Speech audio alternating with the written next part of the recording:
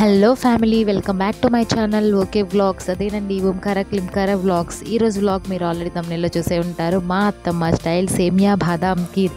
నేనైతే చాలా వెయిట్ చేస్తున్నాను అది తినడానికి. ఇంకెందుకు ఆలస్యం, పదండి వీడియోలోకి. వెతుగా ప్యాన్ తీసుకొని అందులో కొంచెం గీ యాడ్ చేసుకొని, మీరు ఎంతైతే సేమియా చేసుకోవాలనుకుంటున్నారో ఆ సేమియాని దాంట్లో యాడ్ చేసుకొని గోల్డెన్ బ్రౌన్ కలర్ వచ్చేంత వరకు ఫ్రై చేసుకోవాలి. ఇది ఇలా ఫ్రై అవుతూ ఉండగా నెక్స్ట్ పక్కన స్టవ్ మీద పాలు పెట్టుకోవాలి. మేమైతే 1/2 లీటర్ పాలు తీసుకున్నాము. 1/2 లీటర్ పాలకి 1/2 లీటర్ వాటర్ ఖచ్చితంగా యాడ్ చేయాలండి. చూడండి వీడియోలో చూపిస్తున్నట్లుగా.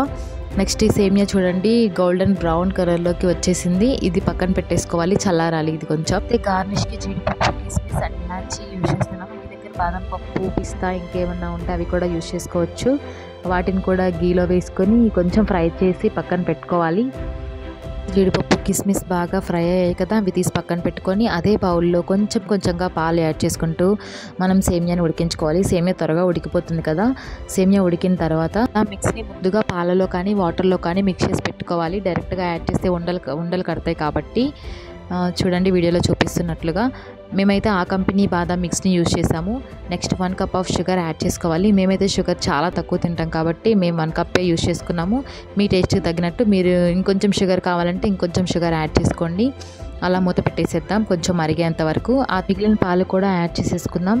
యాడ్ చేసేసుకొని బాగా కలిపేసుకొని కొంచెం మూత పెట్టుకోండి. 1 మినిట్ చల్లారిపోయాయి కదా పాలు, అవి కూడా కొంచెం బాయిల్ అయ్యేంత వరకు, కొంచెం చిక్కబడేంత వరకు ఒక 5 మినిట్స్ అలా వదిలేయండి. ఆ పాలని అలాగా చిక్కబడింది చూసారా. ఆ తర్వాత ఫైనల్గా జీడిపప్పు, కిస్మిస్ అండ్ ఇలాచీతో అలా గార్నిష్ చేసేసుకుందాం. మేము అమ్మవారికి సమర్పిస్తున్నాం కాబట్టి మేము కొంచెం పచ్చకర్పూరం యాడ్ చేస్తాము. ప్రతిదీ అమ్మవారికి పెట్టే దాంట్లో మాత్రం ఖచ్చితంగా మా అత్తయ్య పచ్చకర్పూరం యూజ్ చేయాలి అంటారు.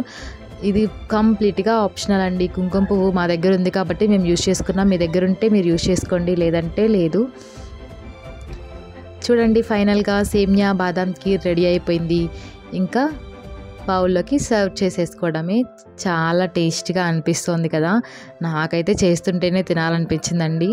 బట్ అమ్మవారికి పెడుతున్నాం కదా, అందుకే కొంచెం వెయిట్ చేయాలి. ఖీర్ నచ్చితే మీరు కూడా మా ఛానల్ని లైక్ చేయండి, షేర్ చేయండి, సబ్స్క్రైబ్ చేయండి ప్లీజ్ ఫ్రెండ్స్.